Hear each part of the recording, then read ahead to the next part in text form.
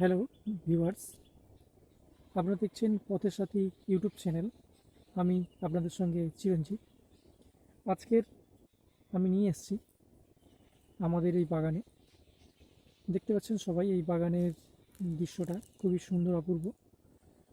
এখানে আমরা নানা রকমের সবজি চাষ করে থাকি। এখন সবজির মরশুমটা শেষ হয়ে গেছে, তাই এখন কিছুই বাগানে দেখতে পাচ্ছেন না, পুরোটাই ফাঁকা। কিন্তু একটা জিনিস হয়তো আপনারা দেখতেই পাচ্ছেন, হয়তো প্রচুর পরিমাণে গাছে আম ধরেছে। কোথায় দেখতে পাচ্ছেন আপনারা? দেখুন, দেখতে হয়তো পাচ্ছেন না, কেননা এটি বিকেলবেলা, একটু অন্ধকারও রয়েছে, তাই হয়তো দেখতে পাচ্ছেন না কেউ কেউ। যদি আপনাদের এই পরিবেশটা খুব ভালো লাগে থাকে, আর এই বড় বড় নারকেল গাছ, আম গাছ, আর সামনেই রয়েছে একটি বড় পুকুর। পুকুরের পাড়ে পুরো জায়গাটা হয়তো আপনাদেরকে দেখাতে পাচ্ছি না।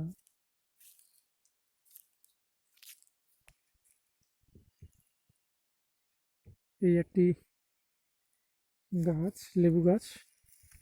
এখন যদিও লেবু নেই গাছগুলোতে, প্রচুর পরিমাণে এখানে লেবু হয়। আর আমি আর একটা জিনিস আপনাকে দেখাই, আমাদের গাছে দেখুন জামরুল ধরেছে, জামরুল গাছে ফুল এসছে, দেখতে পাচ্ছেন? অনেক ফুল এসছে জামরুল গাছ। জামরুল গাছটাতে অনেক ফুলই আসে, 12 মাসই হয় জামরুল গাছটি। এখানে কিছুদিন আগে যে লাউ গাছ দেওয়া হয়েছিল, এখন ওটা পুরোটাই শুকনো হয়ে গেছে, নেই তেমন একটা। চতুর্দিকে শুধু আম গাছ আর ছোট ছোট কলা গাছ।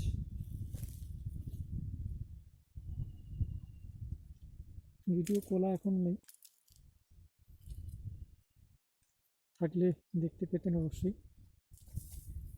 আমাদের এখানে লিচু গাছ, আম গাছ, জাম গাছ, এভরিথিং, প্রায় সমস্ত ধরনের গাছ আছে।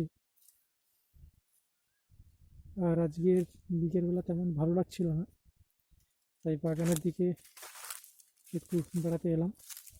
তার সঙ্গে সঙ্গে আপনাদের সঙ্গে আমাদের বাগানটাকে ঘুরিয়ে দেখাচ্ছি, যাতে আপনারা আমাদের এই বাগানের সৌন্দর্যটাও উপভোগ করতে পারেন।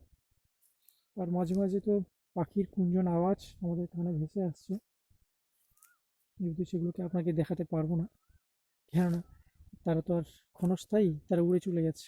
আমার আসা যাওয়ার দেখে ভয় পাচ্ছে কেউ কেউ। তো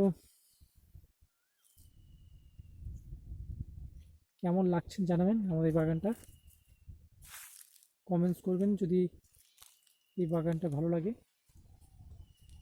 আর আমার মা মনে হয় এখানে পুকুরের ধারে কিছু করছে, দেখিনি কি করছে উনি।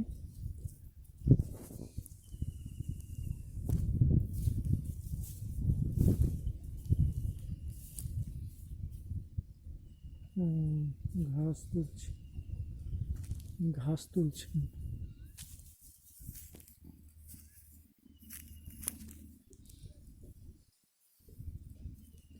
আচ্ছা, বিকেলে তো খাওয়া দাওয়াটা তেমন ভালো হয়নি আজকের। আমরা বাড়িতে শুধু নিরামিষই হয়েছিল, নিরামিষ খেতে বাধ্য হলাম, কেন আজকের একটা ঠাকুরের পুজো আমরা করি, তো সেক্ষেত্রে সবই খাওয়া যাচ্ছে না। আমরা কী করলাম, তাই কোনো রকম আজকের খাওয়াটা অফ করলাম। তারপরে একটু এদিক ওদিক ঘোরাফেরা, মনটা ভালো রাখার জন্য। তারপরে বিকেলবেলা তো যাব, বিকেলবেলা যাওয়ার সময় হয়তো আপনাদেরকে দেখাবো কিছু রয়েছে আমাদের গ্রামটা। আমরা কিছুটা আবার মুগ চাষও করেছি, মুগ কড়াই যাকে বলা হয়, মুগ ডাল। সেই ডালগুলো এখানে চাষ হয়েছে, পুরো মাঠ দেখতে পাচ্ছেন কিনা, দেখতে পাচ্ছেন হয়তো।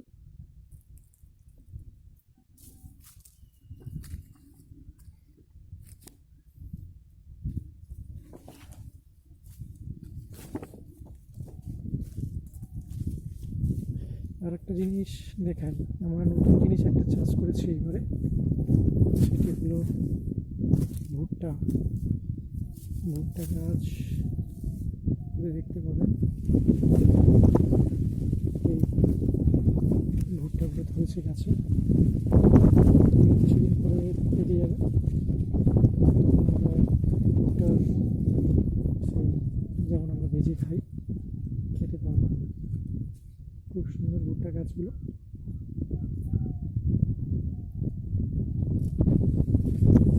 বাতাস বইছে। আপনারা যদি পারেন এই দৃশ্য দেখার জন্য আমাদের গ্রামে আসতে পারেন। আমি ডেসক্রিপশানে কমেন্ট করলে আমি অ্যাড্রেসটাও আপনাদেরকে দিয়ে দেবো। শিয়ালদা থেকে আসতে পারেন আমাদের এই গ্রামে, বকখালি।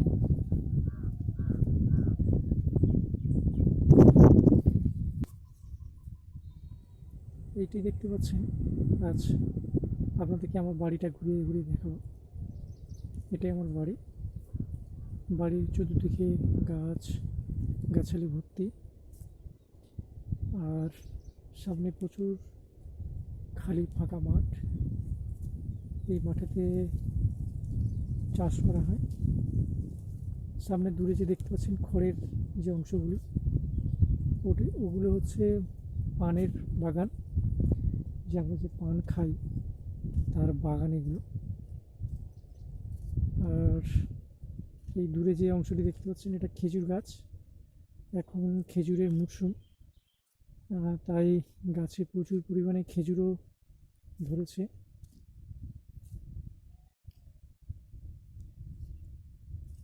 চতুর্দিকে ফাঁকা মাঠ।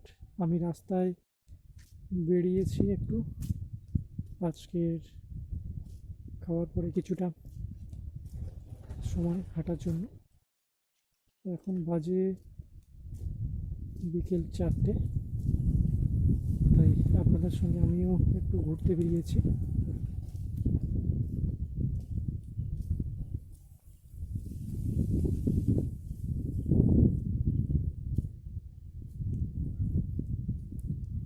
এখানে আমার এক দাদা পানের বাগান করবে, তাই মাটি কেটে রেখে দিয়েছে, সেখানে পানের বাগান করা হবে। হয়তো এই বর্ষাতেই উনি লাগাবেন, কালবৈশাখীরা চলে যাওয়ার পরে। কেননা এখন যদি উনি পান গাছ লাগান, কালবৈশাখীর সঙ্গে সঙ্গে গরম বাতাসও বইতে থাকে, ফলে পান চাষের প্রচুর পরিমাণে ক্ষতি হয়।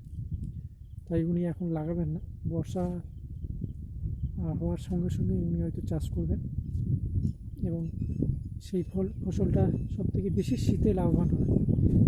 একজন পান ব্যবসায়ী প্রতি বছর অন্ততপক্ষে 5 থেকে 6 লাখ টাকা রোজগার করেন, ঠিক মতো যদি উনি চাষ করতে পারেন।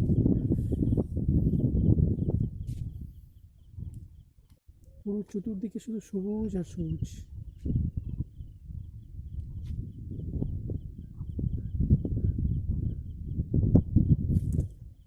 এটা পুরোটাই রাস্তা। এই রাস্তা দিয়ে আমাদের গ্রামের মার্কেটে যাওয়া যায়।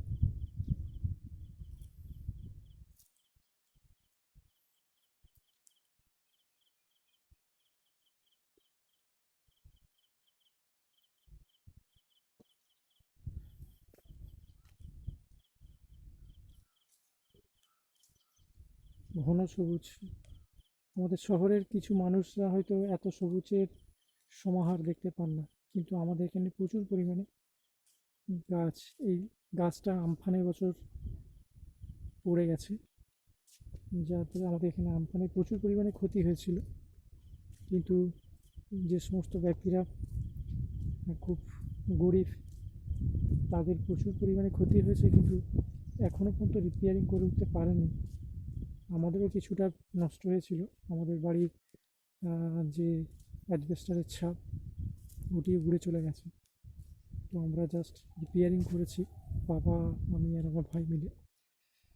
তো এখনও কিছুটা বাকি আছে কাজ, তো সেটা করে নেব একসময়। নাহলে আবার এই কালবৈশাখীতে আবার নষ্ট হয়ে যেতে পারে।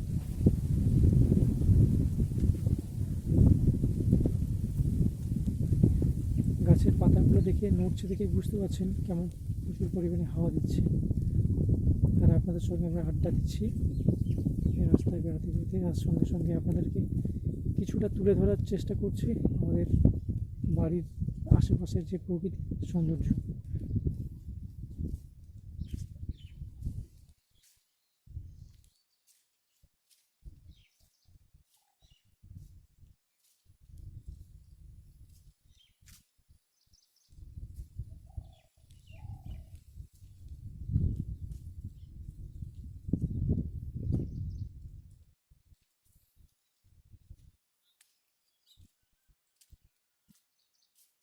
সকালে আমার একটি ছোট দোকান আছে, সকালে ওখানে গিয়েছিলাম। তো সেখান থেকে একটু ফিরতেও আজকে দেরি হয়ে গেছে, একটু কাজও ছিল। তো আজ বিকেলে আবার কিছুক্ষণ পরে বেরোবো। যাওয়ার সঙ্গে সঙ্গে আবার কিছু কাজ আছে, পেন্ডিং পড়ে আছে। সেই পেন্ডিং কাজগুলোকে আবার সারতে হবে, আর আপনাদের সঙ্গেও তো আড্ডা দিতে হবে। আপনাদের সঙ্গে প্রতিদিন না আড্ডা দিলে আমার ভালো তেমন একটা লাগে না।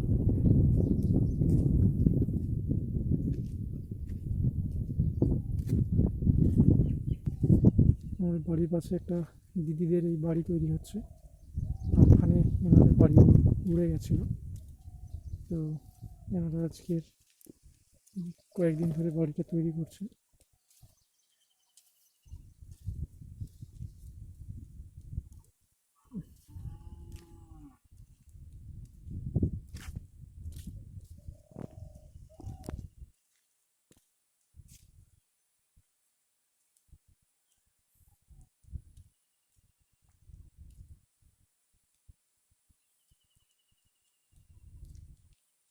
চতুর্দিকে শুধু গাছ।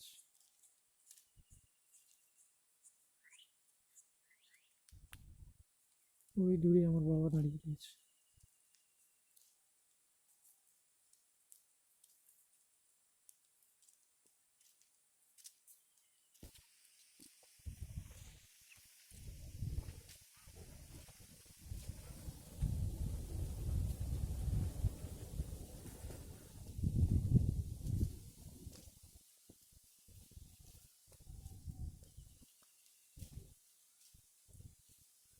আজকে বিকেলটা আপনাদের সঙ্গে কাটাচ্ছি। কাল যদি সময় পাই তো নতুন এক জায়গায় যাওয়ার কথা আছে, তাহলে ওখানে আপনাদেরকে নিয়ে যাবো বেড়াতে। আপনারা তো আসতে পারবেন না, তাই আমাকে যেতে হবে। আর সাথে সাথে আপনাদেরকে তার পারিপার্শ্বিক যে সৌন্দর্য সেগুলো দেখানোর চেষ্টা করব। সবাই ভালো থাকবেন।